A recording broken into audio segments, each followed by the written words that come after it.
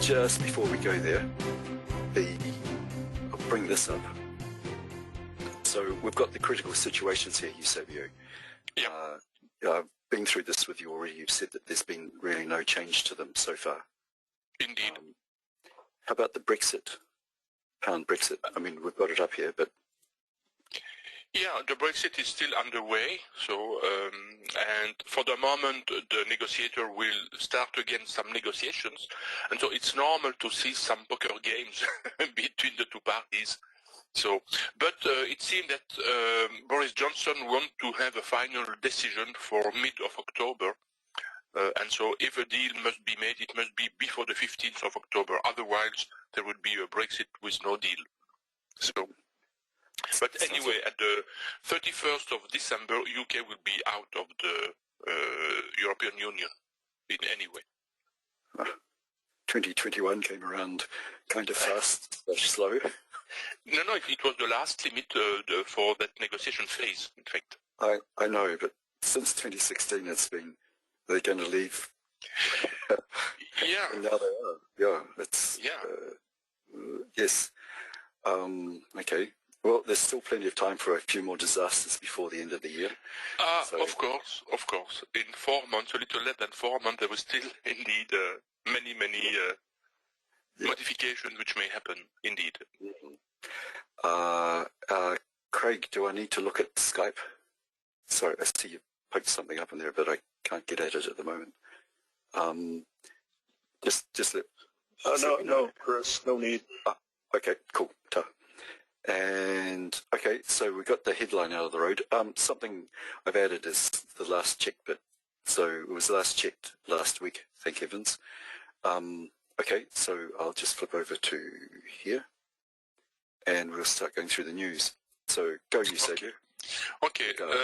Tomorrow we have Lagarde speaking, due to deliver a brief, it must be a short one, remarks at the Council of Arab Central Banks. No, let's forget. Okay. On Monday, we will have monitor the Aussie monetary policy meeting minutes. Yep. And that's it for Monday. Okay, Tuesday I'll scroll down. On Tuesday, yep. On Tuesday, we will have the Euro's view economic sentiment major and the German view economic sentiment major too. Yeah. Okay. You don't care about the pound unemployment? We can of course still continue to monitor the unemployment rate, but they are becoming less important because it seems that some economies are restarting progressively. Okay. Then we have the CAD manufacturing sales month-over-month major. Yep. Then we have the Kiwi GDT price index major. The Kiwi current account major, so major higher time frame, so for the GDP price index and for the current account, and as well as for the yen trade balance, major higher time frames. Yeah. Done. Yep. And that's it for Tuesday. Scroll down. Yeah. Again, there's not much news this week. It's just under 19 total news items. Hey. Yeah, but we have a very important one anyway. And, sure. Precisely on Wednesday. Sorry. Yeah, Wednesday I will monitor the pound CPI year over year and core CPI year over year. Okay. Then we will have the euro trade balance, major higher time frames. Yep. Monitor the German 30-year bond auction. Then we have the CAD CPI month over month, major higher time frame, and core CPI month over month, higher time frames. Yep. Then we have the US dollar core retail sales month over month major, and retail sales month over month major. Yep. Then we have to monitor the crude oil inventories. Okay, I'll scroll down just a little bit. Okay. So and then we have a big one, crude oil to monitor, and then we have a big one with the Fed FOMC economic projections, the FOMC statement, the federal funds rates, and the FOMC press conference. So all that block in red, so major plus higher time frames. Go. Oh, not major. Yeah. Just regulars. Yeah. Okay. And the tick long-term purchase also, yeah. I got it. Yep, it's here. You said But you have to include in the red the FOMC economic projections and the FOMC statement. Oh, right. Okay. Thanks. Okay. The tick long-term purchases, so it's not in red, and there is no need to consider that news.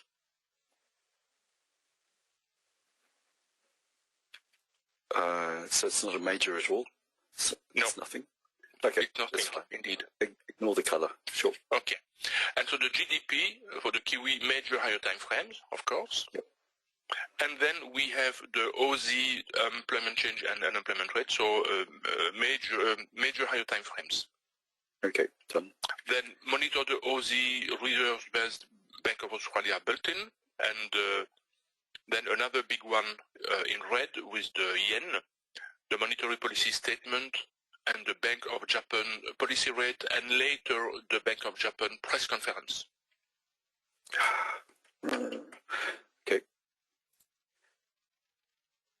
Done. Yeah.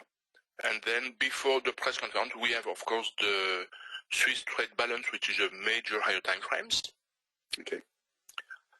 Then we have another big red one with the pound on Thursday. So we have the MPC official bank rate votes, monetary policy summary, official bank rate, MPC asset purchase facility votes, and asset purchase facility, all that block as a red block, so major plus higher time frames. Good done. Yeah. Then we have the US dollar Philly Fed manufacturing index, so major.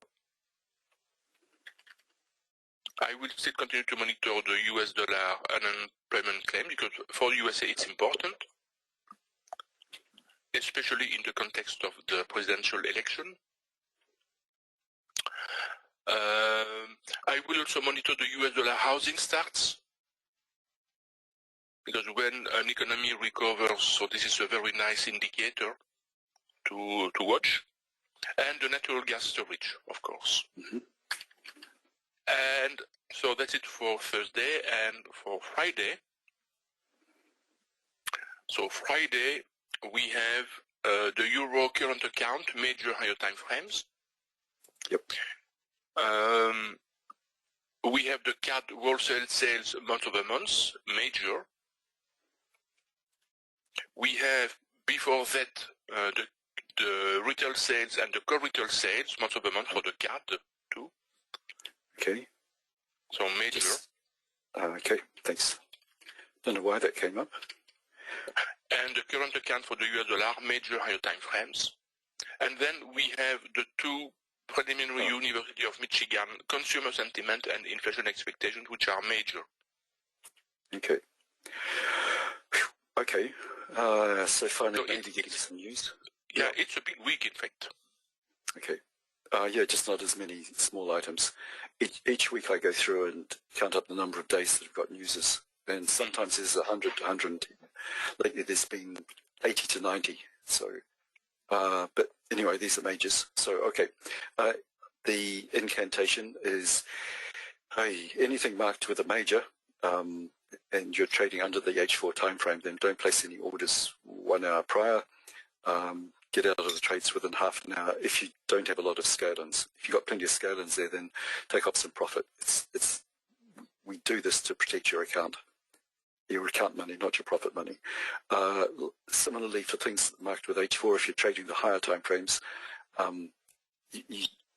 it's not based on bars, it's based on actual time. So within 1 hour of the news coming out, don't place any orders. Get out of them within half an hour. Anything that's got pling major, exclamation mark major, are ones that are really worthwhile hanging around for to see if there's going to be a good movement from it. So they're likely to move the market the most with a surprise or something like that. And okay, items that have got the US dollar, the euro, or the yen, anything on those, it doesn't matter what pair you're in, those this criteria of the 1 hour and half an hour apply to any other pair if there's news coming out on the US dollar. So even if you're in the Kiwi Aussie, something coming out on the US can still cause the Aussie Kiwi pair to do a little dance and jiggle and hit your account possibly. Any of the smaller accounts that are coming up, like the CAD, for instance, with a major higher time frame, if you're not in a pair that has the CAD, or the Swiss, or the Kiwi, or the Aussie, doesn't necessarily. If you're not in them, then the news coming out on those smaller pairs is are unlikely to impact your current pair, current currency combination. So we've got big ones with the US dollar, euro, and yen, which cause impacts right across the board. The little currencies, not so much, but still be aware of them because I've seen the Kiwi come out with some news which made the pound dollar jiggle or jump up and down. And the pound itself here sits halfway between. So it could cause an impact or maybe doesn't. I'd say in this case, be really careful because this price coming out on this one will probably ripple right through the market. So just be careful no matter what you're trading through that one. Okay, top 10s. Any questions, or if you've seen that we've done something wrong, let us know. Not infallible. So the ranges for the last couple of months was still kind of steady around the 1300 average. The interesting thing though is that while this is the top mover, up until recently, all these pairs under here would kind of drop off quite rapidly. But at the moment, they're all staying with reasonable movements, even though they're in the top 10 pair. They all have sort of reasonably nice movements. Yep, okay. There's not such a skinny tail on these things anymore if you're looking at a distribution curve of ranges. Still not as good as they were 2 or 3 years ago, or 4 years ago now. But yep. And if you're finding these ones a bit hard to trade, we also list these ones, which don't make as much money, but they're still possibly profitable. So less stress, still get into them, but maybe not as many scalings or something like that. And yeah, less volatile, in fact. Yeah, thank you. And okay, so these are the top 10 pairs, and I've transferred them over to here, where Eusebio will do a magic trick where he grabbed these, matches the top 10 pairs with the daily news so that we get a range of daily pairs to monitor rather than jumping around 10 pairs. So we've whittled it from 28 to 10 to now maybe 5 or 6. So go, Eusebio. Okay. First, Sunday there's nothing, and on Monday there's nothing. So we will have for the first choice the pound US dollar or the pound yen. Okay. Then the pound Kiwi or pound Aussie. Same, yep. And then the pound Swiss or pound CAD. So we have the same choice as last Monday. Yeah, that's yeah. Okay. So there's nothing. Oh, that's interesting. I must have. Let's just check. Well, these must be Mondays. Let me just do a quick check because it's saying Sunday on my spreadsheet. I probably just copied the date incorrectly. So revised unemployment rate. Yeah, okay, these are all Mondays. So that's fine. So there's nothing on Monday. On Tuesday we have the euro. The euro here, and here. Okay. The CAD. The CAD. Okay. and the Kiwi, which probably comes out US afternoon. And the Kiwi. Okay. So we will have, let's see, not so easy. The pound card or the euro yen. Ooh, that's an interesting one. Yeah, pound card or euro yen. Yep.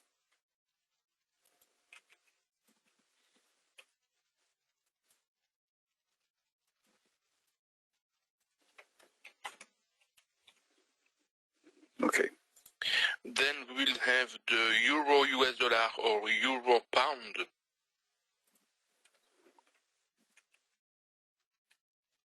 Euro US dollar or euro pound. Unusual choice. Yep. Euro pound, Chris. Oh, why not the Japanese pound? And then we may have the pound US dollar or the pound yen.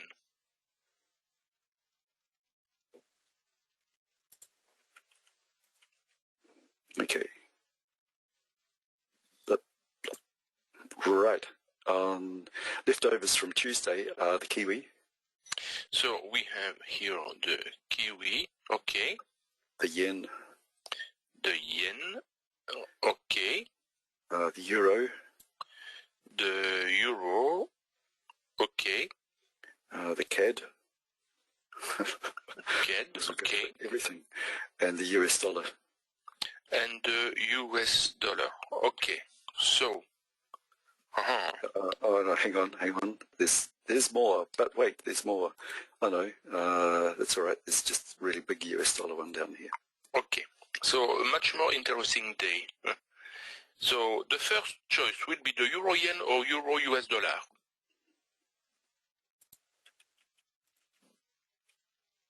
Euro yen or euro US dollar. Yep. Then we will have the pound US dollar or the pound yen. Okay. And then we will have the pound Kiwi or pound Aussie. Okay, done. So leftovers from Wednesday are after 5. We've got the Kiwi. The Kiwi, okay. And the Aussie. Not that it matters that much, but yep. The Aussie, okay. And the yen. The yen. Swiss. The Swiss, okay. Pound.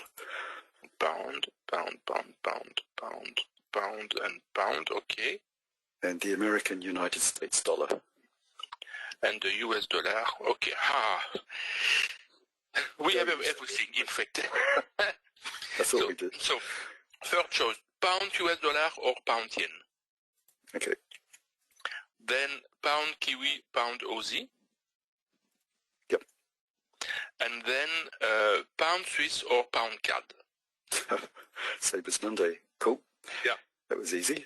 And leftovers from Thursday are nothing. And we've got the euro. So the euro, okay. The CAD. The CAD, okay. And that American US dollar again. And the US dollar, okay. So we will have the euro US dollar or the pound US dollar. Okay. Then we will have the pound No, that's CAD. okay to me. Hang on. Don't rush me, you say. Yes. I'll Okay. say something about COVID. Yep. And then we will have the pound CAD. The pound CAD. Oh, is that it? Okay. Yeah. Only the pound CAD, yeah. And then we will have the euro yen or the euro pound. Euro yen or euro pound. Yep.